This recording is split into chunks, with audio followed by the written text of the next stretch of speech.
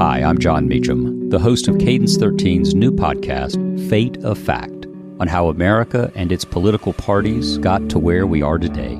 Available now on Odyssey, Apple Podcasts, and wherever you get your podcasts. Are you ready? You want the noise brought on you? Because here it comes. The what? The noise brought on you, because here it comes. This is my job. This is the Bob and Jeff Show, starring Bob Lutz. How do I turn the dial on a show I'm on? I feel like I got nowhere to go. Truth be told, a majority of the American people would ultimately empathize with our situation. Jeff Lutz. The reason there's no weaklings is because there's no stronglings. Nature versus nurture. Nature always wins. 97.5 and 1240 KFH. Everything you need to make it happen. Hello again, everybody. Welcome. It is a Thursday edition, the Bob and Jeff Show, KFH Radio. Bob Lutz, Jeff Lutz, your co-host. Max Bauer is our producer and engineer. 869-1240 is the phone number and the IHOP hotline. We've got a packed show today. We've got maybe the best lineup we've ever had. Let's hear it. Well, you tell me. At 2 o'clock, me. Well, it's not a great start. At 2:25, CJ Moore from The Athletic. We'll talk college basketball. At 2:45, picks, although Duda can't participate. 2:45? Yeah, we got to move him up. But he can't participate today. Well, then that's not a very good lineup, is it? What's so important that Jason Duda has going on? He's part of the show. He's part of the picks. Why? Tell me why we got to move picks. At 3 o'clock, Jive Talk, and at 3:25, acclaimed author John Feinstein, who has a new book out about Ivy League football. And we were afforded the opportunity to talk to this man, and I have great, great, great respect for him. I view him as a contemporary. What books have you written? Because he's written about 100. He's written about, but he was a sports writer. I understand that. And he's got a knack for writing books, and some of the most iconic sports books that have ever been written have come from the brain and the hands of John Feinstein. I used to read his books all the time back in high school. I don't know when the last one he's written before this was. Well, he writes some nonfiction stuff, or some fiction stuff too, I believe. So there might be something in there. He turns out books pretty regularly. And like I said, I used to read them all the time. It's been a little while. My favorite book of his is A March came out in Madness. 2020 what? You talk about me interrupting you. Yeah, but when you're saying interesting things, I don't. I'm talking about the guy's books. Well, keep talking. I just told you my favorite one is A March to Madness, which came out a long time ago, back in the 90s. Well, The Last Dance was pretty good. His A Good Walk Spoiled was incredible. And he's got several others. I'd have to go back and look at all. Yeah, he put out a fiction book back in 2022. He's got a ton of fiction books, and then he's got his sports writing books, and I don't know how many he has, but he's got a bunch. Well, anyway, we got him at 3:25, and I'm looking forward to that conversation. And then to wrap up the show, we have Gunther from World Wrestling Entertainment. Gunther, the world heavyweight champion of the world. We interviewed him a little earlier at his request. What'd you think of Gunther? I wonder where he was, because might have been in Austria.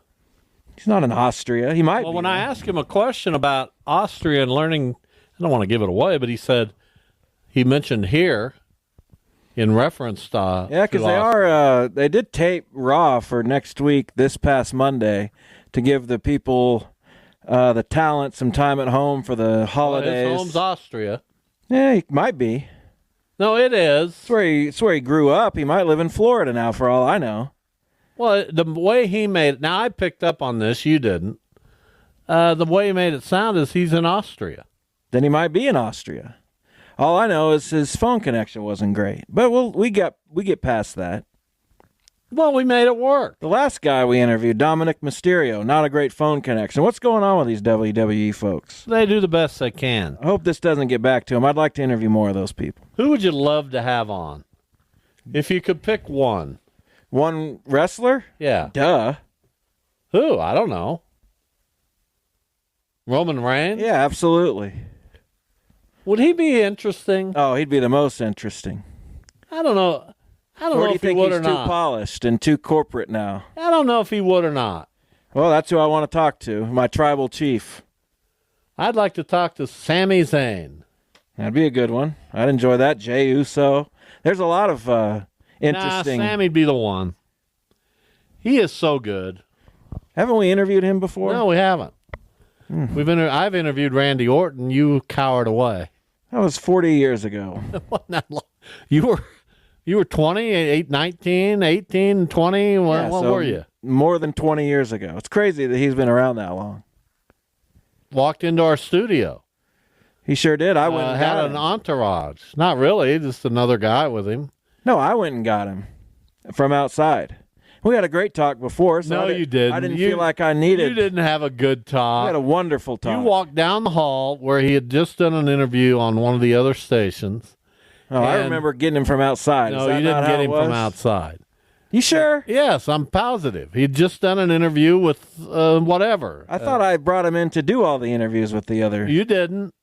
He had I was his handler for the day. he had a person with him, and you sat over there in the next room, just as scared as you could I wasn't be, scared. It's just not my interview. I didn't need to. shaking like a leaf. He didn't need to deal with me. I didn't need to deal with him. Anyway, that's the show for today. Wichita State, Northern Iowa. What time does that tip off? 6:30. You going to that one? No. I'm a little surprised. Well, I did not get offered tickets to this one. Who offered you tickets last time? Tony Dusing, our esteemed leader. Well, he didn't offer me tickets? I don't know. Did you ever ask for a media pass? Uh-uh. This is the year number 4 that I haven't had a media pass. Thoughts? Really? Yeah. You had one at least 2 years No, ago. this is year number 4. You may have had one. I didn't. And I had one for probably the previous I don't believe that. 27 3 years ago, we weren't going to games together? I wasn't. I don't know. No, I absolutely wasn't. I remember picking up passes for you. No. Yeah, it happened. No, this isn't year 4 without a pass. Yeah, It's absolutely. maybe year 2, but No, it's my 4th year without a pass. I don't I think know that's that. true. I didn't get passes. You may have gotten one. I don't know what I picked up then for you. Not for me. You didn't pick up anything for me. 100%. I remember it specifically. I probably will. I can't say this for certain. And there's a little sadness to it. But I can't imagine ever watching a game live at Coke Arena again. You've watched your final What do you think live of that? Wichita State game. It's crazy. I guess a lot of other people are feeling the same way. No, I'm not saying that because I don't think the team's worthy. No, I know. I'm saying it because I've just kind of aged out of it. Trust me, nobody's aged out of Wichita State basketball. I kind of have. Well, you didn't. And here's my problem, and this will sound terrible, and I don't mean it to, and I apologize. I would only sit on press row. How'd that sound to Well, we you? sat in the How'd that stands. sound to the people? I don't know. Because I worry I'm not about concerned about it. that sounds elitist, doesn't it? I don't know. Haven't thought about it. Probably won't. Well, think about it. We sat in the stands. I stood. Who's we? I stood for defense. I went with my friend Randy and his 12, 11-year-old son, Jordan. Well, good for you guys. Yeah, maybe we'll do it again if Tony offers me tickets. Hint, hint. Wink, wink. Nudge, nudge. Why do you get all the perks? We don't. Why I don't do the get guys any in the perks. morning get the perks? You get the perks. I'm sitting here in my 57th year on this radio station, and I can't get what am I trying to say? I don't know. I'm Perk, getting I guess. worked up. Well, relax. I can't get a piece of bubble gum. What do you think that's all about? Well, I think a sales representative hosts the morning show and plays favorites to himself, and that's how it goes. We don't believe that. Don't do that. What do you mean? You feel like because I have some clout in the community that you can follow along. Tommy, I don't care what people think. I'm not following anybody. You're following me. I'm not following anybody. You're trying to get on those coattails, and I've never. my dad can be a reverend. I'm gonna go for it. I've never followed anybody in my life, and I'm not starting today. It's so obvious. Tommy Castor's a good friend, but we'd like to give away some. Well, I think he'd be happy to have us give away some. We'd like to give away Cody Jinks tickets if we could, or get people on the text chain or whatever they're doing over there. We can do whatever we want. You know can't. what? We'll build up the greatest listenership in the history of radio, and we won't. Nobody will even hear us say the word Cody Jinks. Is that true? Sure. He's one of those Texas country guys. He's one of those well-respected. Here's what I appreciate from what we get to do here. We get to spout off. We get to say things. We get to do what are they going to do? Here's the thing. Isn't that great? We get to spout off. No, you can't. All I ever do is spout off. Why would you say that? You can say anything. You think you can, You got to have this job. Oh, please. You do. I'll drop some bombs right now. You wouldn't. You would be completely out of it if you lost this job. I don't think so. The money you're making, you got to have this job. Yeah, I am making a lot of money here, more than you, so it's nice. Me, on the other hand, I do this basically so you can have the job. Then I'm no charity case, my friend. If you want to walk away, I welcome it. Really? Yeah. What would you do? Go home? And that'd be it. I'd figure something else out, or else I wouldn't. The Jeff and somebody else show? Well, we might do it on Tuesdays and Fridays or something. I don't see a need for a full-time 5-day a week. Well, why do you see the need now? Yeah, because it's easy. Yeah, because the old man gets the ball. It's easy when I do it with Duda. No, it's not. Of course it is. You guys would never have this kind of show booked. I'm the one who got Gunta. And please, my friends out there in the listening audience, don't take this the wrong way. Here's what your show with Duda would be. 225, we had David Michael Hahn. Ooh, that'd be what a guest. 245, we got Anthony Capra. And, that's not working at the show. Do you think David Michael Hahn should be a more regular guest or character on the show? And with all due respect, could we give him a segment? I'll probably see David Michael Hahn in a little more than a month at your birthday dinner. Yeah, that's right. And by the way, that dinner, nobody can talk to anybody. That's not the point. We're there to eat rice. And isn't there something to be said for a little camaraderie? Where do you want to go? Where would you take Why can't I talk to anybody? I'd look into changing it up. That's never going to happen. Maybe the four of us. Did you stop and think that maybe no one wanted to talk to you? People love talking to me. But did you stop and think about maybe that's the tide has changed on that? If you called your friend Randy Griffiths and you asked him, hey, Randy, have you been my good friend forever? Who do you like talking to more, me or my dad? Oh, my God. You would not believe the answer. You would be floored. I'll ask him right now. You would be floored by the answer. I'll text him right now. And you know why?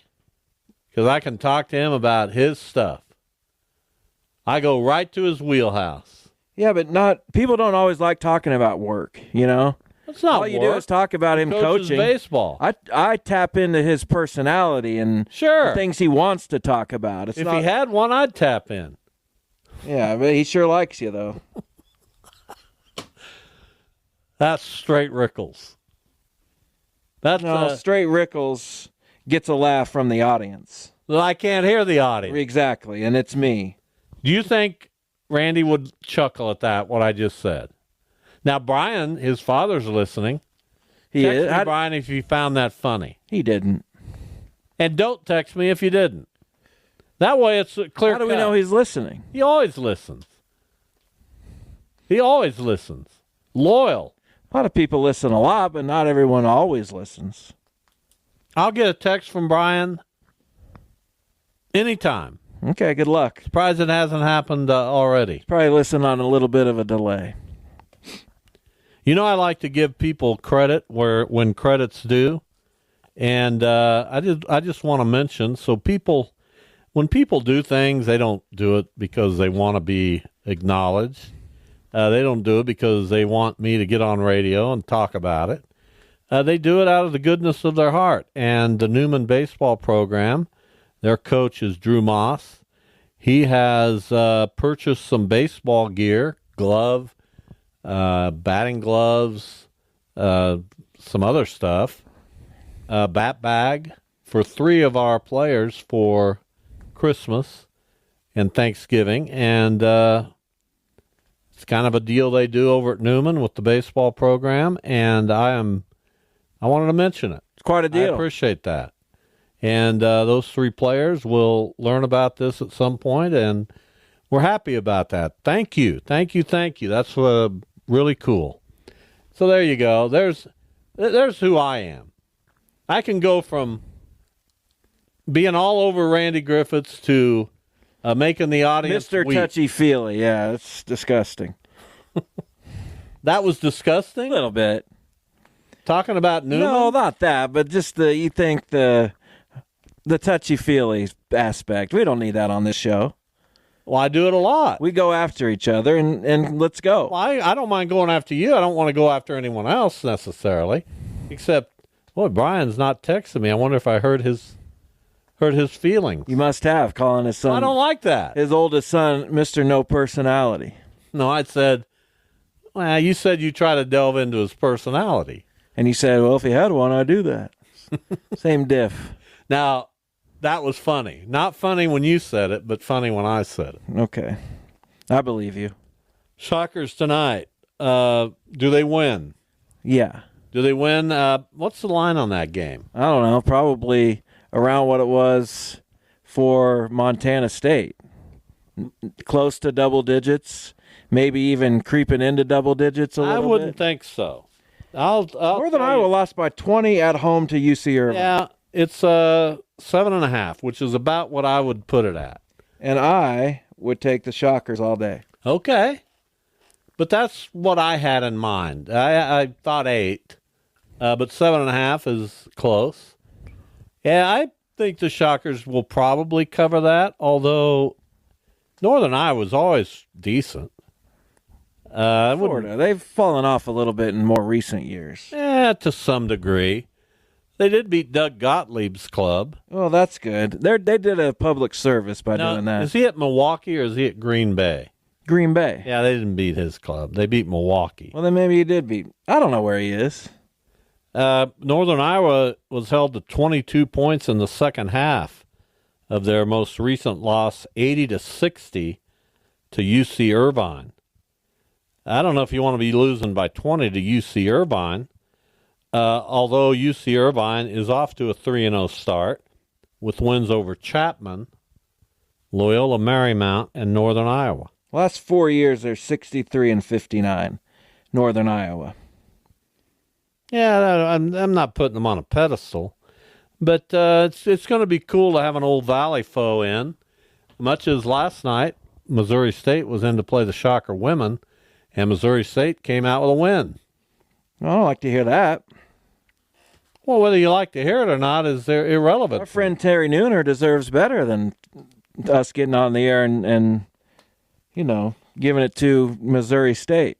By the way, tomorrow, Celeste Blow from Shocker Women's Basketball will be on the show at 3:25. We're going to have to move Joanna up. Hopefully she'll be able to do that. Joanna Chadwick from Bite Magazine, as we talk about the night's high school games, of which there are many, many, many good ones. Tomorrow's the real deal. Yeah, we'll know the no better game in the world. Semifinalists. No better game in the world tomorrow than Aquinas Mill Valley in 5A in the eastern part of the state. Just an unbelievable. Who would you take in that one? I don't even know. You talk about maybe the two best programs in the state of Kansas. Now, Derby's going to have something to say about that. But Joel Appleby at Mill Valley, unbelievable coach. Randy Dreiling at Aquinas, maybe the best top 10 high school coach of all time in the state of Kansas. Probably better Maybe than top that. 5. What, he's got 7 or 8 championships? Maybe top 3. Yeah, maybe top 1. Well, he might be.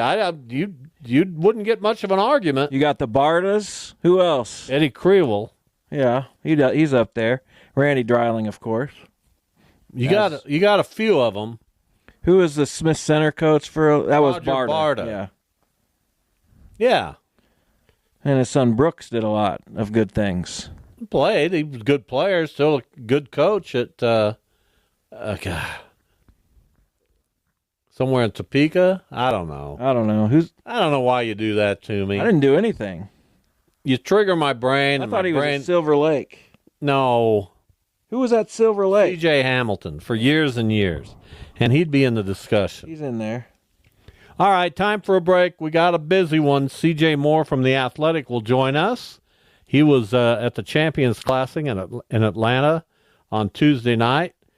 We'll talk to him about KU and all of college hoops next.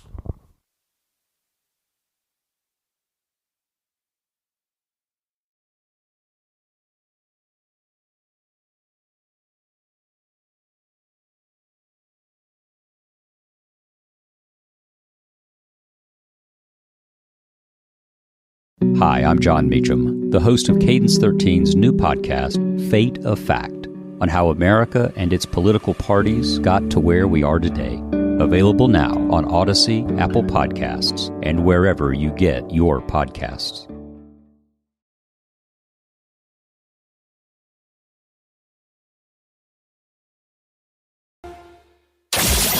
This is the Bob and Jeff Show. C.J. Moore, longtime journalist, currently with The Athletic, where he covers college basketball. You were in Atlanta the other night for the Champions Classic. CJ, welcome. Man, long time makes me feel like I must be getting old. Well, I'm not must be getting old anymore, so those days are behind me. Be happy for them while you have them, okay? Yeah. How's it going? Going good. So you were, as we said, you were in Atlanta. Great nightcap between Kentucky and Duke. I could watch that every night. Not so much in the opening game. Neither team really played very well, and I think the growing sentiment was, while we know KU's really good, we don't know that about Michigan State anymore. What's it take to get this field changed up, maybe? Well, I mean, it's not going to be anytime soon because I think they just re-signed through 28, I believe. And, I think the whole thing was Michigan State's idea to begin with. So I would assume you'd have to get the other 3 teams on board to boot them out, or maybe it's just an ESPN decision. But I don't see it happening. But I'm with you that, Michigan State, about 4 years ago was still pretty good. The last few years have been okay, but it would be more fun if we could get like a Connecticut or, a team that's done really well the past few years in there, just because Michigan State, that game has always been like the first one each week or each season now. Like whoever's playing Michigan State plays in the first one, and then you get the game everybody wants to see in the second one. I don't want this to be a leading question because you might have, 30 examples, but I'm just curious, in today's college sports and college basketball environment, what does the average fan, do you think, get into? They never really know where anybody's playing. The biggest stars are usually freshmen that come and go after a year. There are teams that have been pretty consistent at the top, but what do you think is the draw for that average college basketball fan these days? Well, it's probably still the big brands and the coaches that they know. The coaches are the stars in college basketball, even though the players are starting to get paid significantly. And some of them are, you'll have a few guys that come through and are recognizable, and people want to see, like a Cooper Flagg. I think people were very curious to see what he was because he's been so hyped. But I think the coaches are the stars, and the name brands are still something people will tune in and watch. But the constant move of players has definitely probably hurt in terms of the average fan wanting to, I know that guy. He's been at that school forever. You don't see a ton of that anymore. CJ Moore, our guest, we're talking, got a lot to catch up on. It's been a little bit since we talked to CJ, but college basketball is back, and hopefully we'll have him on periodically throughout the season. So you speak of that, and you talk about the coaches, and certainly Tony Bennett was a brand at Virginia. Mm-hmm. He decided very shortly before the season started that he was going to step aside.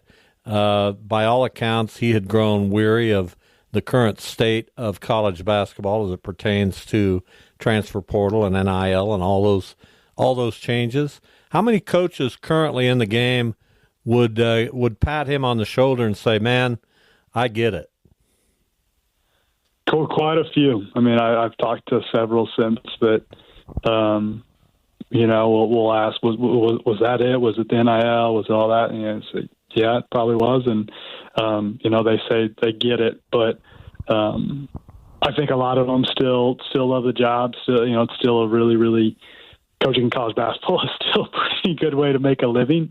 But I do think there are frustrations across the sport from coaches, not in that guys are getting paid, but just really the player movement has created a lot of headaches.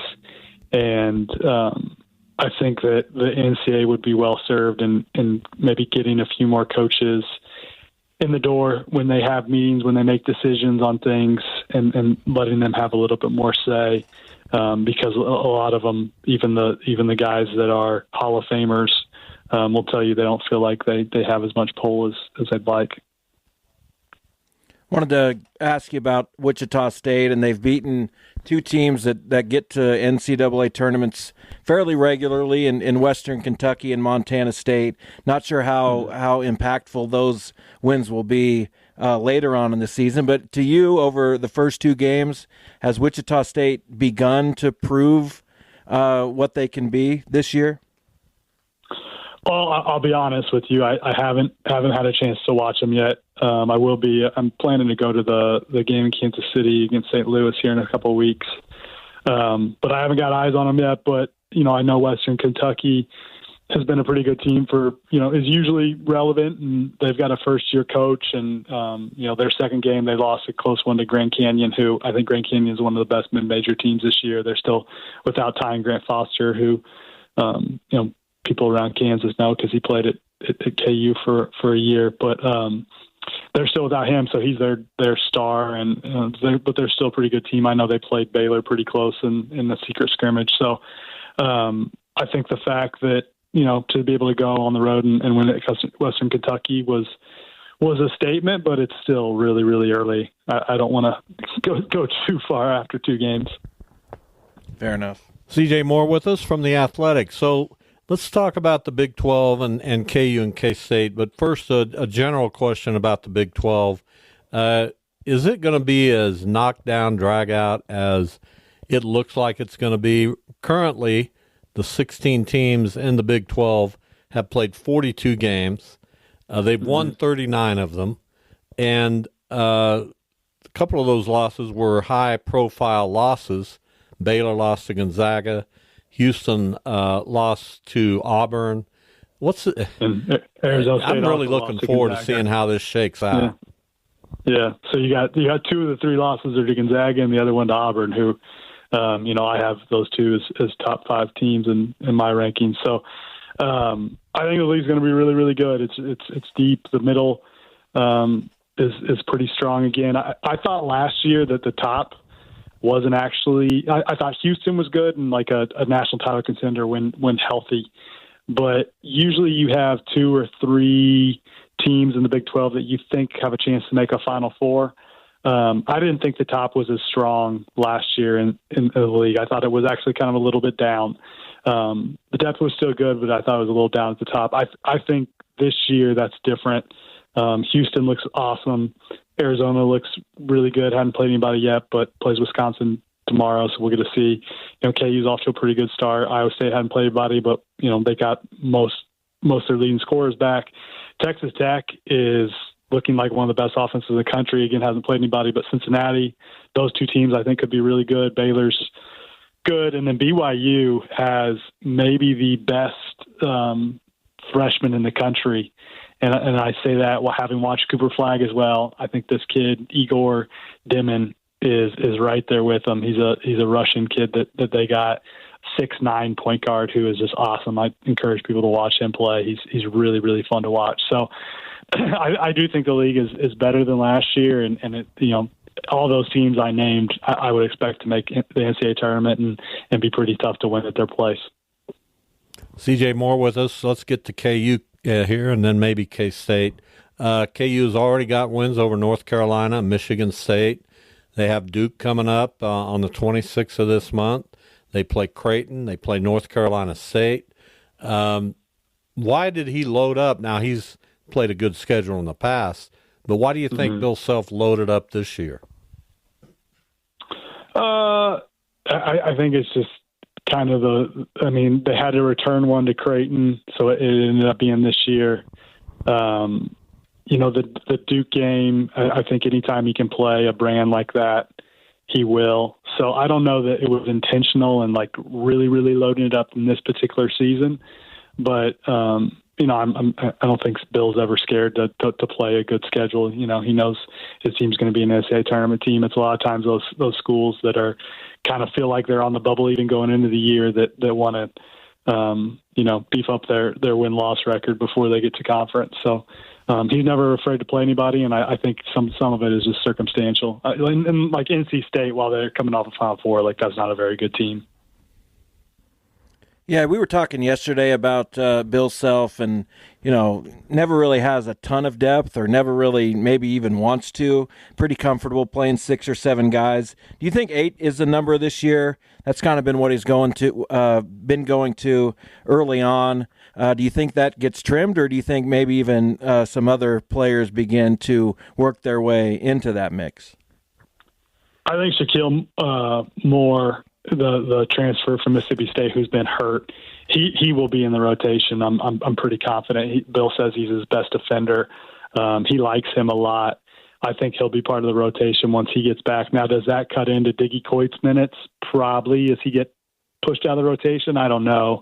Maybe, but once Moore gets back, I think that'll push it to 9 at least for the time being. Like Shaquille Moore is going to play in big games. CJ, we always appreciate your time talking college hoops. We'll get back with you in a couple weeks and then get some updates. Okay. I hope I'll watch the Sockers by then. Appreciate you guys. No worries. We put you on the spot. We're known to do that.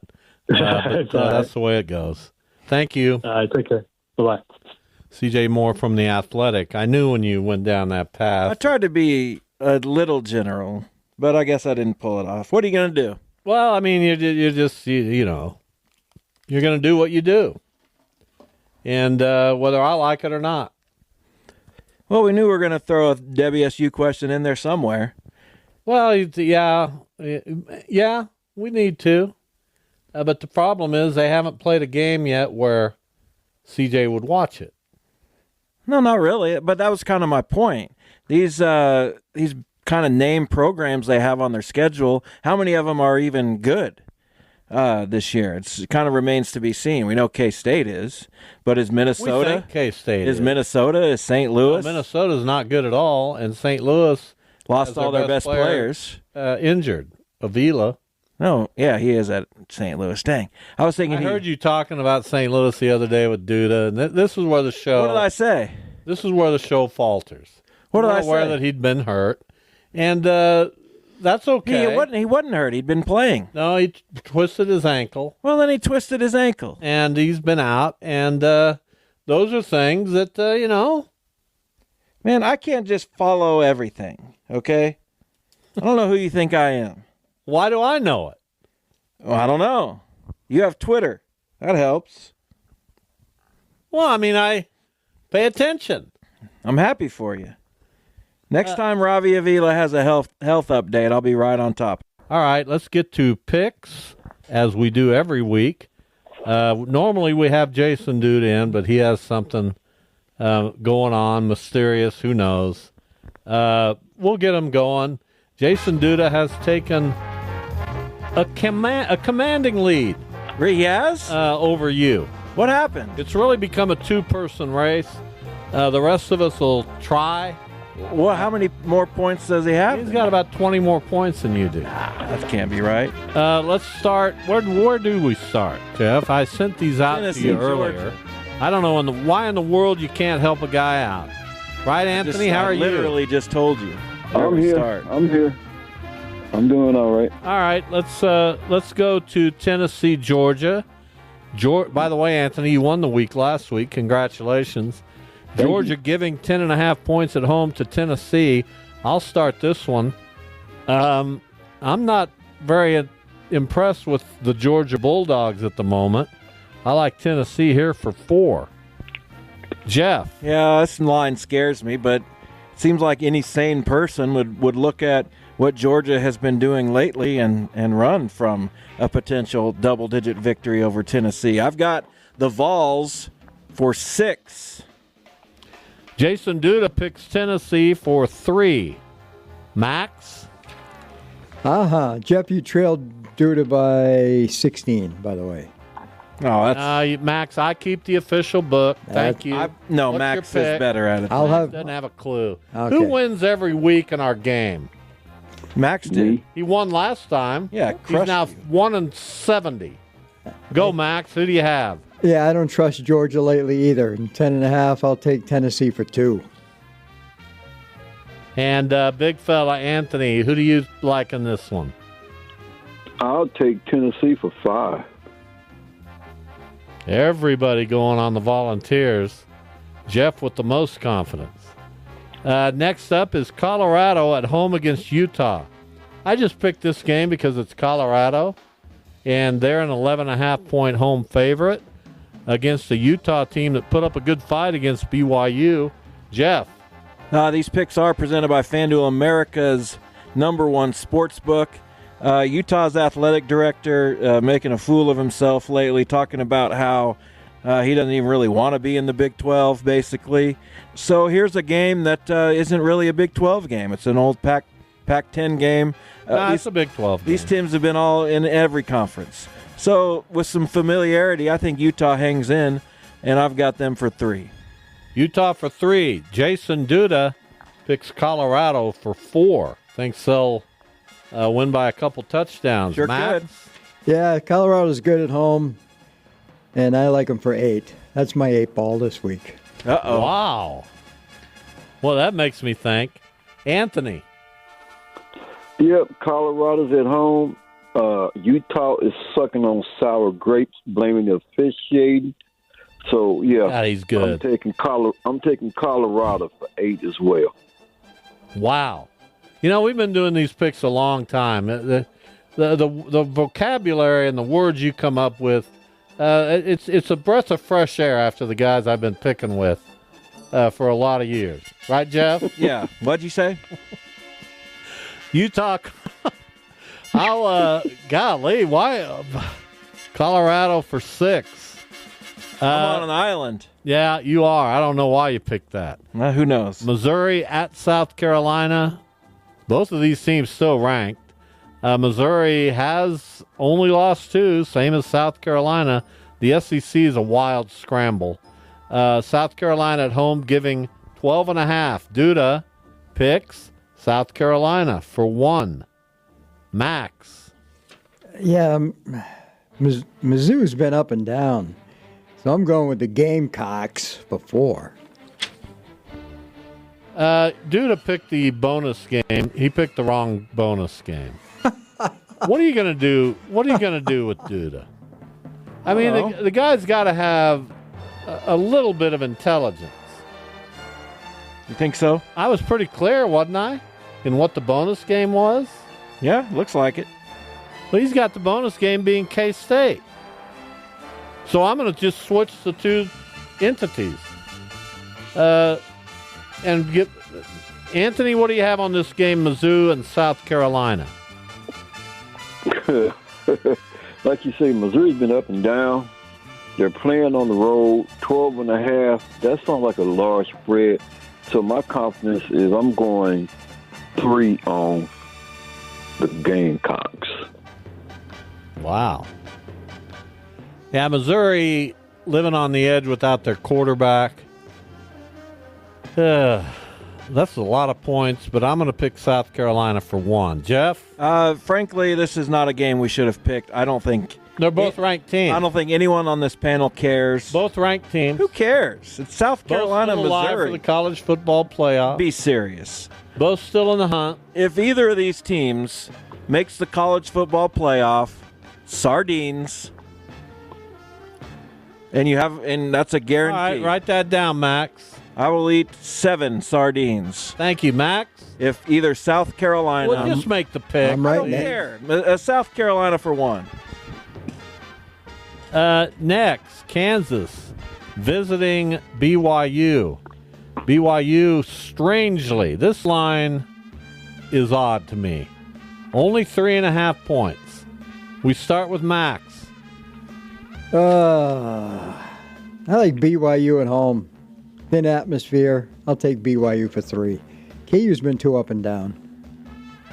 They haven't been very down lately. Anthony. Yeah, KU is very intriguing. They played well against K-State. Couldn't quite get over the hump. Then last week they put it all together.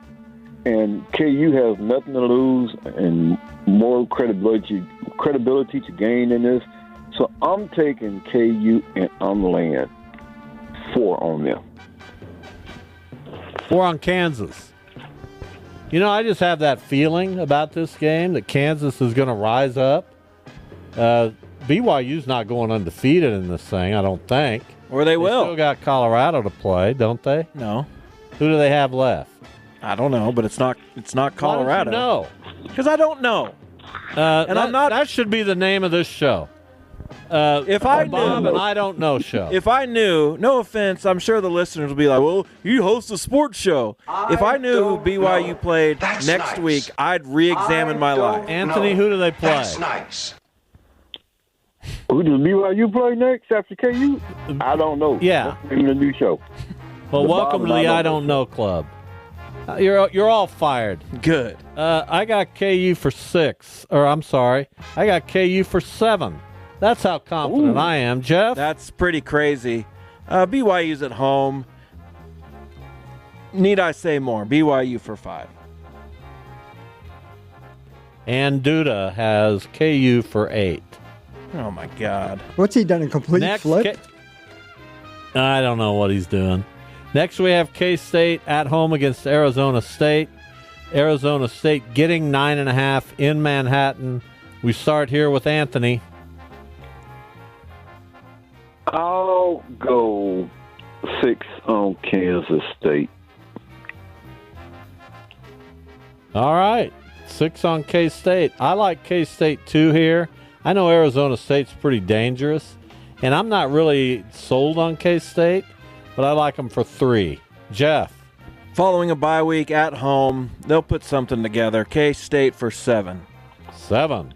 Well, you're struggling right now. I might be. Duda has K-State for 10, but in his bonus game, he has a 5-pointer, so we're going to put K-State for 5. Max? 9.5's a lot, so I'm going to use my 1 on Arizona State, just so Okay, there you go. Don't lose Being a too little much. different. Now to the NFL. Washington on the road at Philadelphia. Great game in the NFC East. Philadelphia, 3.5-point favorite. I'll start this one. Philadelphia is playing really well. I like them. I like them quite a bit. I like them for 8. Jeff. They're playing okay, but they haven't beaten anybody. That's the problem. And I still don't know. I like Washington here for 2. You're falling apart, my friend. Jason Duda likes Philadelphia for 7. Max? Yeah, I'm with Duda. Philly's playing good. They got a good offense. And Washington has to be down after that little lob that beat them last week. So I'm going Philly for 7, especially since they're in Philly. Why's the team got to be down? These are professional, grown adult Just athletes. make your pick and feel good Nobody's about down. it. Feel good about your pick. Don't lash out. I'm lashing out. Anthony? I like it. Very intriguing game. You got Jaden Daniels, unfazed by the moment, going up against Philly, but they got Saquon Barkley. So, home game, I'm taking Philly, and let me see what I have there. 2. 2. 2 on the Eagles. Now our bonus game, Baltimore at Pittsburgh. Tough one. Baltimore at Pittsburgh, 2.5 points. The Steelers are getting at home. Jeff. Lamar Jackson struggles against the Steelers. I'll just ride with that and go with Pittsburgh for 4. I got out of order there, but that's okay. Pittsburgh for 4. Duda picks Pittsburgh for 5, but because he got the bonus game mixed up, he's got 10 on Pittsburgh. Wow. Max. Why not just 5? Because he got mixed up on the bonus game. So you just switched them? Yep. Oh, he's not going to like that. Bob's the president. He can do that. Thank you, Guess Max. so. I don't know. I don't know who the Steelers really, outside of last week's game. Although, hey, Bob, do you ever think that Russell Wilson and Justin Fields would be on the same team? Since Justin Fields was Russell Wilson coming down the pike? Think about it. Just make your pick, Max, and leave the sarcasm to someone. Baltimore. I don't think he was being sarcastic. Baltimore for 4. Baltimore for 4. Interesting. Anthony. Okay, so I need clarification. Is this the bonus game that we're picking right here? This is the bonus game. Jeff picked it for 4. Duda for 10. Max for 4. How many points are you going to put on it? 1 to 10. And of course, in the bonus game, if you get it, you get those points. But if you miss it, you lose those points. Baltimore, Pittsburgh. See, I heard someone say Lamar Jackson struggles against Pittsburgh, but this time Lamar Jackson got some help. His name is Derrick Henry. I'm going to go 10 on Baltimore. Wow. 10. Somebody's 10 losing 10 on Baltimore. That's a lot for a division game. He won the week. He's feeling up. I just don't feel 10. Anthony's got ground to make up. So do I. I'm picking the Steelers. I'm picking the Steelers for 6. Next, Cincinnati on the road to face the Chargers in L.A. That's a 1.5 point game. Chargers favored. Jeff, I'm sorry. Jeff. Whose turn is it? I don't know. I picked first last time. Duda picks the Chargers for 2. What about you, Max? Since he's been decent on the road, they need this game, so I'm going Cincy for 5. Cincinnati for 5. Anthony? I'm going to go Cincinnati 1. Yeah, it's a little hard to conjure up a ton of confidence here. I like the Chargers for 2. Jeff? I've got the Chargers for 8. What? Yeah, just think that's just crazy. Think they're better than Cincinnati, and they're at home, so let's go. Wow. Yeah, Got to use your 8 on something. SoFi is not really a home field for them. It isn't, but they are there. Yeah. Huh. Whatever that means. Kansas City. Yeah, I got you. Kansas City and Buffalo. In Buffalo, the Bills are a 2.5 point favorite. We start with Max on this one. As if we they got to. The Bills will be playing against the refs, and the quarterback on the other team will be faking like he's hurt and then run around. Say it, Max. Josh Allen's the man. Josh Allen is the man. The Bills for 6. Easy. Anthony. I got 7 left, and I don't know who to lay it on, because if there's a game that Kansas City would finally lose, it seemed like this would be it. And Buffalo just seemed like the team that they could probably pin the first loss on them because of the fact that Josh Allen does not have all of his weapons that he used to have, but he's making the best of it and making stars out of them. So I'll say the star shines bright on Buffalo, and I'm going to give them my 7th spot. poetic. You would think Buffalo, but there's something about these Chiefs. I like Kansas City, and I like them for 5. What about you, Jeff? Well, if they're an underdog, they haven't lost, so I'm just going to roll with them until they prove that they even can lose. So I'll take the Chiefs, and I have my 4. And Duda picks the Chiefs as well for 6. Interesting. There you have it. Interesting. Some interesting picks this week as we reach the halfway point in our picks. Thanks, Anthony. We'll see you here tomorrow for the 3-man booth. All right. All right. Look forward to Later. it. Max, thank you. Let's get a break in. We'll come back with hour number 2. Author John Feinstein will join us at 3:25 today to talk about his latest book on Ivy League football. Back in a minute. Stand by for an urgent bulletin. This is the Bob and Jeff Show, starring Bob Lutz. Who's better at this job of radio? You shut your mouth when you're talking to me. Jeff Lutz. Really good to great, depending on the day. Wow! Hey! Isn't that exciting? 97.5 and 1240 KFH. It's showtime, baby! You'll go wacko, bananas, nuts, crazy, unbelievable! All right, we are back. Hour number 2, the Bob and Jeff Show on KFH Radio. John Feinstein will join us. Feinstein, I'll get that right. Will join us shortly to talk about his new book, which is about Ivy League football. And then to cap the show today, we'll talk with Gunther from World Wrestling Entertainment.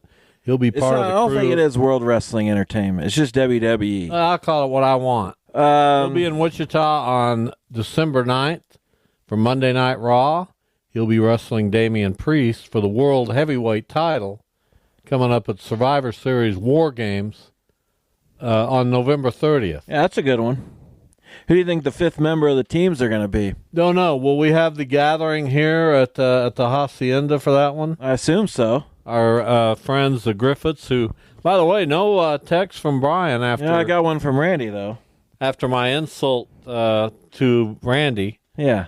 Read the Randy text. I said, who do you enjoy talking to more, me or Bob? He said, you, as in me. No, read the text. I just did. Really? He said that? Of course. Well, you presented it in a whiny, needy fashion. What's he going to say? I did. I asked him. Hey, Randy, who do you like talking to more? That's not what I said. Well, of course he's going to say you. Oh, really? He's probably thinking, what's so this? When you give someone a choice between two things, that's whiny? That's a weird... Read the question. I did. Read it again. And let For the morons? Let the audience decide. Well, hopefully we don't have that many morons in our in our audience. Office? We got one right here in the quote-unquote office. Well, there are some morons back at the office, but I won't tell you who they are. Who do you like talking to more, me or Bob? What a whiny question. Yeah, oh my God. I could present that to I'm the whiny one. Are you listening to yourself right I could now? present that to everyone in my contact list, and they'd all say me. Okay, well then do it. I'm really upset with Randy. You'll get over it, and I don't think he cares. So, what do you guys talk about? What do you mean? What do we talk about? Girls? What is girls? What's wrong with you, Max? Please save that. No, please throw that into a fire, along with the rest of today's tape. You talk about your jobs. You talk about the old days. What do you? No, we don't talk about the old days. You don't talk about the old days. Why would we? Well, that's what friends do. I don't remember anything about them, so it's not really. There's no real need for that. I've always talked to my friends about the old days. I mean, he brings some stuff up occasionally, but again, I don't remember anything that happened, so it doesn't really matter. Well, that's not a good sign for you.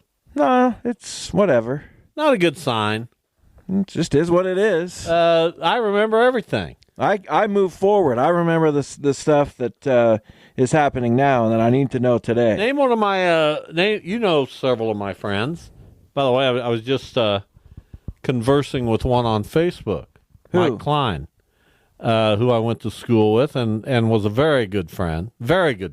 Okay. And we're going to meet up at the Oasis on November 30th. He just moved to Oklahoma to be closer to one of his that's kids. when Survivor Series is. Well, we'll meet up there at 4:00. What time did he say? Time to. Let's meet at 3:15. Like, who does that? Well, let me see what time he said. You got it? Around 5. I'll say, can we make it 4:30 and 4:30, and we'll be back here. Why don't you just go have a Grand Slam breakfast if that's what you're doing? Well, I like Mike Klein and his wife. You must. I like him. You know, I'll talk about the friendship a little bit. You want to hear a story? No. He had an old Rambler station wagon, and he lived in a house along, what was the name of that street? Georgie. And he had this old house. His parents, Elmer and Bertha. Was Georgie the name of the street or his phone number? Think about that. Elma and Bertha. And he had this little area to the south of his house that was perfect for wiffle ball. So we played hours and hours of wiffle ball in that lot. AKA a yard. It had a fence for left field, and it had a parking lot for right field. So if you hit a ball over the left field fence, it's a home run. If you hit a ball onto the concrete parking lot, it's a home run. And it was so much fun playing wiffle ball. Oh, my God. You don't have any stories like that. No, I don't. Here's your story. I never played wiffle ball. I sat in the basement, and, I huddled up with cartoons. I mean, you got nothing. I huddled up with cartoons? You got nothing. I certainly am not bringing stories onto the show. My reminiscences are... Because you played wiffle ball? Yeah. Everybody played wiffle ball.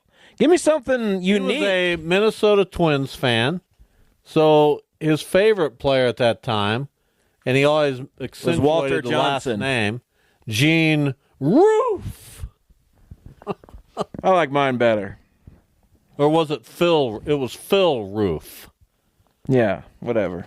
Well, if you look all this stuff up, it's accurate. I liked Walter Johnson. That should have been the end of that segment. And the way that I recall this stuff is pretty darn amazing. Yeah, if you cycle through 3 or 4 names, you'll stumble on it. Give me another name. Walter Johnson. Of a friend of mine. And I'll give you another story. No, I'm all right. This is beautiful radio. Is it time for Feinstein yet? I know we went a little long in the last... Feinstein. This is beautiful radio. Are you going to get his name right when we talk to him? Probably once or twice. I don't want a Washington Post columnist hanging up on us. It's not a good look. Give me another name. I'll tell you the first story that pops into my head. I prefer not. Well, I don't. That's so derogatory toward the show. I'll just, one old-time Bob story is enough. I'll give you a name. You tell me a quick story. First thing that jumps into your mind. Okay. I don't think I knew many of your school friends. Well, I didn't have that many. Jesse Barnett. Jesse Barnett. He was the catcher in a JV game at East when I pitched. I said, we're going to work the outside half of the plate today. I threw everything onto the outside corner a little bit off. Got so many called strikeouts that day. It was unbelievable. We went home and had a great time. He also married... went home with Jesse? No, we went to our separate homes. Well, how do you know he had a great time? He also ended up marrying someone that I had a fondness for, who was in our driver's ed class. Name? Her name was Kyla. Hey, that's the story of your life. That's true. He got my girl. That should be the Kyla title didn't of your know book. I existed. I never spoke with Kyla. I just admired her from afar. That's even sadder. And Jesse, Jesse got the job done. Are they here's still what married? Jesse said to Kyla. We'll throw some pitches on the outside corner. What do you think? Let's go to dinner. And that worked. Yeah, we beat East that day. It did work. Or Well, whoever. it's too bad you didn't have the gumption to go talk to her. It is what it is. Is he still married to her? She's listed as Kyla, her last name / Barnett, so. Well, good for them. Yeah, good for them. They live here in town? Yeah, looks like it. I coached Jesse Barnett, remember? Yeah, I do. I wonder if he knows he's being talked about on radio. I haven't. See, this is the beauty of trips down memory lane. I haven't thought of or heard from Jesse Barnett probably since that game. Oh, look what I've done. Against East. You don't think the listeners appreciate this? I'd like to hear from Jesse Barnett. Now, see? Are we Facebook friends? I doubt it. See what I've done? No, not really. Of course you do. I mean, what I've done is unlock a long-lost friend. I don't understand what you're going for there at all. Give me one. I don't know who your friends are. You know my friends. Yeah, but I know the people you've talked about for 50 years. Give me another one. I don't know. My goodness, man. Bob O'Neill. You want to hear a story? I'll pass on Bob O'Neill. He put together a softball team. And we had tremendous times playing softball on the team he helped organize. Invited me to play. I was mostly the pitcher, but I played some third, some first. And because I didn't have a big ego, as people know, I could hit. But I slapped the ball up the middle almost every time because it was so easy for me. And I just said, I'll just go ahead and get a base hit here and we'll move the line along, you know? Yeah, give me another one. No, I don't want to give you another one. Was that it? I'm telling the story. I thought that was it. All right. I got a hit one day. Well, that is a story for you. Nick Long. Who? From your basketball days. I don't know. Probably had a rich family like everyone else on that team. Except me. I bet I've seen Nick Long since you have. Oh, and there's no... He showed up at League 42 7-8 years ago on a horse. For what? He's a mounted police officer. He is? He was at that time. Huh. And we had a great conversation, and I really enjoyed that. That was fun. See, I even have stories about your friends. Yeah, I don't care about Nick Long. I want to hear the story about how I ended up on that team. You don't have stories about your friends. With all these East Siders who went to like Trinity Academy and stuff, and all these rich... I don't remember how did I end up on that team? I don't remember how you ended up on that team. That's what I want to know. I don't know. Some stuff I actually want to know. But it was good. It was fun. Yeah, I was a 2-time All-Star. Thomas Cole. Give me a... Eesh. What do you mean He's no longer with us. He's not? He is not. I didn't know that. Yeah. I didn't know it either until a few years ago. I'm sorry to hear that. I was texting with Rob Ramsire and Andy Biggs. Well, Andy Biggs, you got a million stories about Andy. Yeah, he was a good friend. Stayed the night at his house. Poured water in a boxing glove that he had or his dad had. And his older brother, Doug. I mean, those were good years. And got in trouble for that. As you should have. I'd seen it in a movie or something. All right. Good stuff. If you don't like that stuff, listeners, you're not a true listener. Absolutely. Tom Cole is a good player. We're going to do that periodically. What did they call him? Rodman or something like that? Now, look at you. You're completely wrapped up in this. Do you remember? I don't remember. Then there's that little kid whose name I can't remember. Robert? No. On the Warriors? Yeah. We didn't have any little kids. Blonde hair. Brian Ginch? There you go.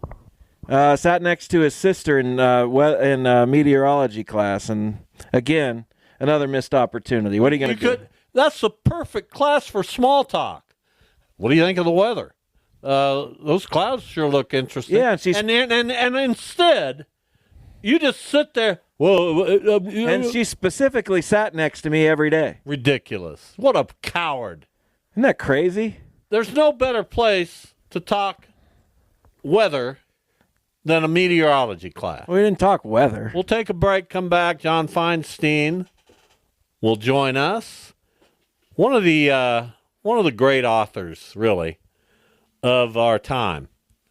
Stay with us.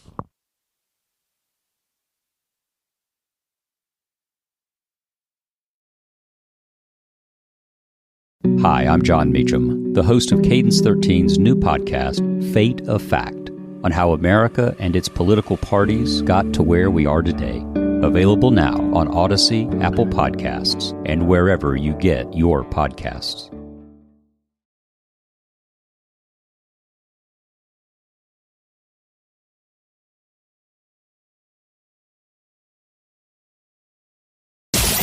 This is the Bob and Jeff Show. Let's get right to John Feinstein. He's been good enough to join us to talk about his new book. It's called The Ancient Eight, College Football's Ivy League and the Game They Play Today. John, first of all, welcome. We're very happy to have you on our show. A pleasure. Thanks for having me, guys. As I said, I appreciate it. I'm an old sports writer, and you're a sports writer. I'm not going to put the tag old on you, and I did it for a lot of years. What I want to know first and foremost, I think I'm a pretty decent writer. I can't imagine sitting down and writing a book. I don't have the patience or the concentration level, and you've written about 1 million of them. How do you do that? Well, I think the honest answer is I really enjoy it. I was very lucky that my first book, A Season on the Brink, when I was in my 20s, did as well as it did because it allowed me to pick and choose my topics after that book came out and after it sold as well as it did. And I've always been able to choose topics I enjoy, to do books that I want to do and to deal with people that I want to deal with. And The Ancient Eight's a perfect example because spending a season with Ivy League players and coaches was just a joy for me. I enjoyed every second of it, except for driving on I-95 here in the Northeast. So, to tell the story of the Ivy League or even to chronicle just one season, you have to go back more than 150 years to the beginning of college football and when the Ivy League began to get together. So what connections were you able to make between then and now? Obviously, it's a very different game, but I know there's some tradition that has lasted that long. What did you discover in that area? Well, first of all, as you know, Princeton played in the first college football game against Rutgers and lost 6-4 because back then the game was more like rugby than the football that we know today. And Princeton, on their helmets, they still wear 1869. So they want people to know they were part of that history. And the Ivy League has had a lot to do with all of college football's history. The Yale-Harvard rivalry dates back to 1875. It is the game, no matter what Michigan and Ohio State say, because they were playing each other 20 years before Michigan and Ohio State ever heard of one another. And Princeton-Cornell is a great rivalry. Throughout the league, you have rivalries that date back more than 100 years. And I should say before I say but, years ago, the Ivy League teams won national championships all the time. When I walked into Harvard Stadium for the first time doing this book, there were 8 national championship banners. But the last one was in 1919, and no, I did not cover those teams. But the point being, back then they were national powers. Then the presidents in 1954 made a conscious decision as college football got more and more out of control, although nothing back then compares to what we have going on now, that they wanted to play football. They wanted it to be competitive, but they didn't want to sell their souls in the name of winning games. They didn't want to let guys in who were football players who shouldn't be going to an Ivy League school academically. They didn't want to spend millions of dollars on facilities and on recruiting and things like that. So they formed the Ivy League. The title of the book comes from that, The Ancient Eight, because there will never be an Ancient 9 or an Ancient 7 or an Ancient 12. We will always know the 8 teams playing in the Ivy League now and 100 years from now. It'll be the same 8 teams. And they, as I said, they made the decision to not compete for national championships and to compete with one another most of the time. They only play 10 games a year, and 7 of them are conference games. They play 10 games in 10 weeks, no postseason, which I disagree with because the Ivy League teams in every other sport are allowed to play postseason, but the presidents won't let the football champion play in postseason. And I would make the case that they would be very competitive on the FCS level if they were allowed to compete in the tournament, which they're not. But there's so much history, tradition, legacy in the Ivy League, and yet the players who played the game today are very good players. There's usually between 12 and 15 of them in the NFL every season, and the competition is so fierce. I mean, I spent last year on the sidelines at every game I went to, and you can feel the emotion from the kids because most of them aren't going to play professional football. They're going to go to law school or med school or go to Wall Street. I hope they won't be sports writers. No offense, Bob. But it's so emotional because they love football, but they also know they're in college to get a degree and graduate. Well, there's not a lot of Ivy Leaguers who go into sports writing, so I'm not too concerned, but we'll see. John Feinstein joining us. His new book is out, The Ancient Eight, College Football's Ivy League and the Game They Play Today. So we're all fascinated by the Ivy League. What's the school in the Ivy League that maybe doesn't get its due? Tell us what you think there. Which one is underrated? Which one do you kind of pull for? Yeah, they're all very good academic schools, as you know. But yes, in the last 18 months, the school that's been a unique story and a sad story is Dartmouth, because a year ago March, Buddy Tevens, who graduated from Dartmouth, was an all-Ivy quarterback and was a very good hockey player on a team that went to the Frozen Four in 1979. He had coached them for the second time round since 2005 and had turned them around from 0-10 to 7 Ivy League titles. And Buddy was also important because he was the first college coach who said, we can't allow all these head injuries to occur. We have to do something about CTE. And he called off hitting in practice. And Dartmouth scientists actually came up with a machine that you could put on the field, and it would show the players how to tackle properly. And many schools are using that now because it's so valuable in terms of the safety of the players. But Buddy was on vacation.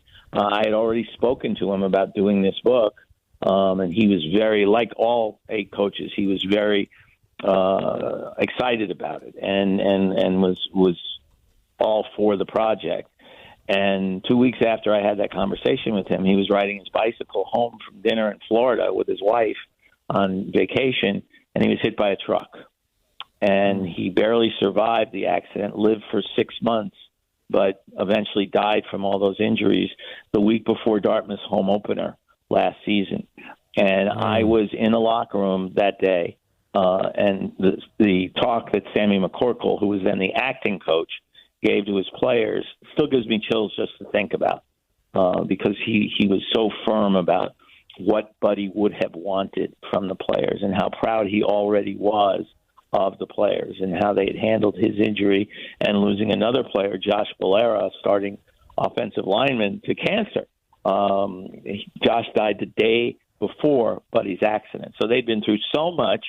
They won the game that day, and they went on to tie for the Ivy League title last year with Yale and Harvard after being picked 6th before Buddy died. And this year they're tied for first. And I don't know if you've ever been to Dartmouth, guys. I had never been before last year, but it is a spectacularly beautiful place. It does get cold in the winter, but it's almost the other Ivy League schools refer to the people at Dartmouth, players, coaches, teachers, whomever, as being part of a cult in a good way, because they all love it up there so much that once you get up there, and it takes a while, but once you get up there, you never want to leave.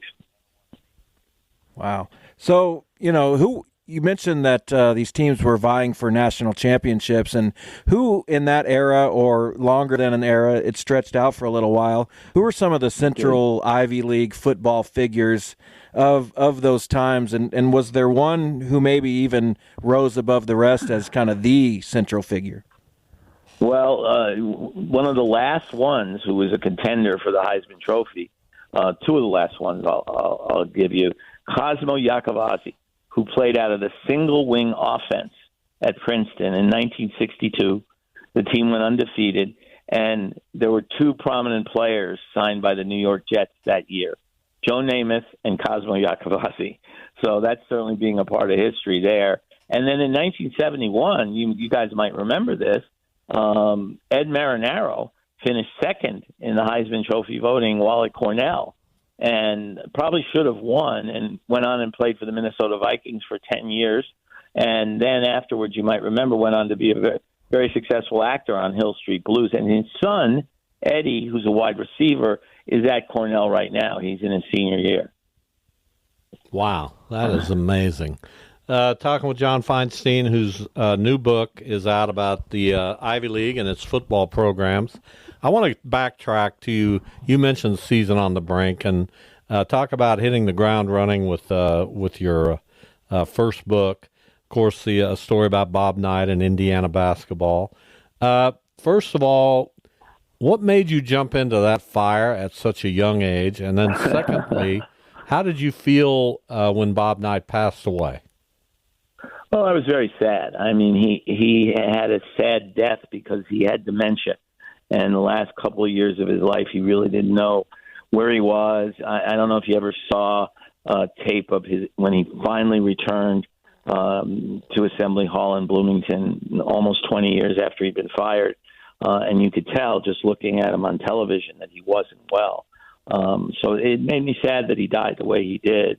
And I've always said, Bob and I had our battles after Season on the Brink came out, but we eventually patched things up. But I've always said that I will be forever grateful to him because the access he gave me to do that book allowed the book to become the bestseller that it did. And the reason I, quote unquote, jumped in, to use your term, is, I'm like any writer. I wanted to write a book. And I had asked Dean Smith about a similar project a few years before. I had a great relationship with Coach Smith. And he said to me, John, I wouldn't let my mother in the locker room. And my answer to that was, but you don't curse, Bob. Why wouldn't you let, Dean, why wouldn't you let your mother in the locker room? Bob did curse. But I developed a relationship with him, covering his Olympic team in '84. And I wrote a long piece on him during their terrible season in '84-'85. And he called me to thank me for it because he thought I was fair to him. This was right after he threw the chair. And invited me to a dinner at the Final Four that he always had with his coaches and friends. This is when the Final Four was played in the afternoon on Saturdays. And I thought to myself, he's inviting me into his inner sanctum. What if I could do that for a year and write a book? And I asked Bob about it at that dinner, after the dinner that night. Mike Krzyzewski was in the room because he and Bob were doing a clinic together the next day, and they were planning it. And then I made the proposal to Bob to try to find a publisher to do the book. And when we walked out of the room, Mike looked, as soon as the door closed, Mike looked at me and said, "Are you out of your blanking mind?" And I said, What are you talking about? And he said, "You're volunteering to spend a season with him? You're crazy." And I said, "Well, you played for him for 4 years. You coached for him." And he said, "Yeah, I needed to go to college. You went to college. I needed a job. You have a job. You're out of your mind." He wasn't wrong, but I'm glad I didn't listen to him. 5 publishers turned the book down, and finally a 6th one, Macmillan, offered me an advance of $17,500 to do the book, and I did it. And 50 books later, here I am. So Great story. Real quick, John, I'm curious because I think the first book of yours that I read was a while ago. It's crazy. But it was the Army-Navy book, which was obviously fantastic. I'm just curious how your experience kind of with that book and around those people compared to your experience around Ivy League people, because those obviously are organizations that aren't first known for football. Were there similarities in those communities? Very much so. Very much so. Obviously, there's no military aspect in the Ivy League, but Civil War in many ways, along with another book I wrote about Patriot League basketball, The Last Amateurs, really inspired this book because I enjoyed the players that I met and interviewed and wrote about in those 2 books so much. They both ended up on the bestseller list. I hope this one will too, but I enjoyed them so much I thought, wow, it would probably be a lot of fun to do a book on Ivy League athletes. I grew up in New York City. I went to Columbia games as a kid. They were terrible, but I still enjoyed going to the games. $4 to get in, by the way, and sit on the 40-yard line. So I went to my publisher and I said, I'd love to try to do a book on Ivy League football. Unfortunately, he had read both The Civil War and The Last Amateurs, and he thought it was a great idea. And at least from my point of view, from the experience that I had, it was a great idea. Well, your writing has touched a lot of people in your life, and I'm sure that's very gratifying. And this latest book, The Ancient Eight, about Ivy League football and its history, will do the same. Before we let you go, and thanks again, John, for doing this, do you have is there an idea percolating in your brain for the next book? It's a great question. There are about 5 of them right now. And once I get through with this book tour, I need to sit down with my agent and my editor and see which of the 5 they like the best and which of the 5 I like the best. And I hope I'll get to do another one. Well, we hope so too. Thanks for being on the show with us today. Thanks for having me. I appreciate it, guys. You bet. John Feinstein. One of the great authors in our country, and that's all there is to it. Just a pro. Thank you. Oh, John. A fantastic interview. Well, we love the guy. You could talk to him all day. Well, I have a million more questions. Of course, as anyone should and would. A million more questions. But I'm glad I got the Bob Knight thing, because that's fascinating to me. Here's a guy in his 20s. Yeah, I'll go spend a season with this nut. This volatile coach who might do anything. Sure. I can see once you get to your 40s and 50s and you've got a body of work, but your first book, that took a lot of courage. It sure did. And you wouldn't ask a girl out in your meteorology class. Yeah, pretty weak. But what are you going to do? Well, that's just everything worked out. Just pathetic. Thanks again to John Feinstein. I can't tell you how much I appreciate him coming on, even if it is to plug a new book, and share all of his stories and insights. I just really enjoyed that. Let's get to Jim on the IHOP hotline. Don't forget, celebrate the weekdays with the new IHOP House Favorites, all for $6, Monday through Friday. Jim, what do you have? Yeah, I got a Jeff game for you. Can you name the Ivy League schools? And was Slippery Rock one of them? No. I can't either. What are you talking about? Harvard, Princeton, Yale, Dartmouth, Cornell. Brown. I already said Brown. I've got 6 of them. Columbia, you didn't say. Columbia, that's 7. Cornell, you said. Princeton, Harvard, Yale, Penn. Did we say Penn? That's it. Those are the 8, not Slippery Rock, Jim. I don't even know where you're going with that. Rock. Well, I always thought that whenever they always added Slippery Rock in a news broadcast, that was one of the Ivy League schools that they just threw in for entertainment.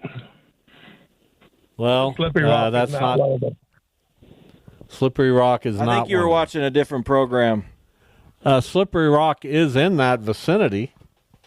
They're in the Ivy League territory, but not an Ivy League school. Thank you, Jim. Okay. I don't want to talk about anybody's Slippery Rock anymore. No, we weren't talking about anybody's Slippery Rock. We were talking about the school. Yeah, Jim. And when you try to get to vulgar humor, it never works. It just made me uncomfortable because it seemed like it never works because you miss the opening. No, I didn't. You think I have? No, I've never missed. You missed that opening. As Jim might say, I've never missed an opening in my life. Yeah, it didn't work for you. I think we just got kicked off the air anyway. With more creativity and better sense of timing, maybe. No, my timing is fantastic. I mean, when you start pulling out insults that aren't true, then you just damage. Well, all you of can your say they're not true. No, they're just objectively not. You can objectively disagree. Right, and but I do. Subjectively, it was a bad attempt. I know. Subjectively, it was. Objectively, which is what we're aiming for, it was fantastic. Objectively, it was terrible. You missed the mark. Tomorrow on the show, Matt Perino, who covers the Buffalo Bills for Syracuse.com will be with us, as will Joanna Chadwick, as will Celeste Blow from Wichita State women's basketball, and as will the big fella, Anthony, for the three-man booth. All right. So, is this the first time we've done the three-man with Anthony? No, sir. It's at least the second, maybe the third. Well, I look forward to it. Thank you. Not you. Oh. Having Anthony here. Well, maybe you can just do the show with Anthony. You want me to? I don't know. Probably not. Well, it's up to you. Probably not. You want to skip out again? No, probably not. I'll probably be here. What do you got planned for the weekend? I don't know. Aaron's going to be here. Well, what's the plan? I don't know. They're going up to Arc City for something tomorrow and Saturday. You going? No, I got to work. You got to work Saturday? No, but I got to work tomorrow. You could drive up there Saturday. I'm good. Well, that's a terrible outlook.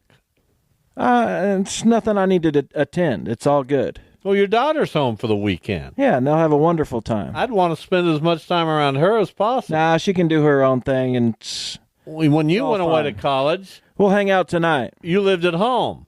There was no thrill for me about having you come home. I tried to get out as much as possible. No, you didn't. In a way. You hunkered down right there. No, I didn't. Thinking about what could have been had you asked the meteorology girl out. Well, put some respect on her name. It's Christine, I believe. What a sad sack. Why? Just close the door. My dog's seeing something outside. I don't know. Just, Who cares? I had a girl in my meteorology class. I asked her out. She said no. No, she went. She went. She went out with me. She went. She showed up on accident to some place. No, we went out together. And how'd that go? Very well. Wrong. Let me just say that. I don't want to. And I don't want you to. I think I love making you uncomfortable more than anything in the world. Not uncomfortable. It is highly uncomfortable. When's Gunta going to be on? Don't worry about Gunta. Gunta! Please don't yell, Jeff.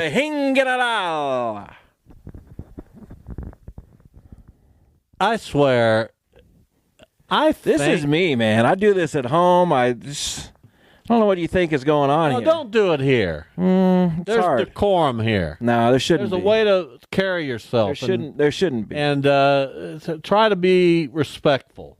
Okay, I'll try. And how are you handling not having a kid at home? Is that going well? It's going fine. I can't imagine that you're doing that well with it. Yeah, we're doing fine. We hang out, we watch TV, we go to bed. Sometimes we're going out tonight, I think. Where are you going? Because the kid's going to be here. We're going to check out the new Barnes & Noble. Oh, there you go. And maybe hit some place for dinner. You want to come? Oh, no. I don't know. No. Okay. That's fine. No. That's fine. Thank you for the invitation, although I'm not sure it was one. Sure it was. Thanks to Max back in the studio. Our guest today, really cool, really good stuff. We'll see you tomorrow.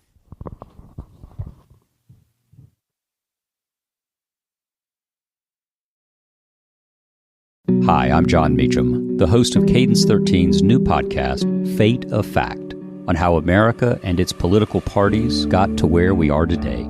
Available now on Odyssey, Apple Podcasts, and wherever you get your podcasts.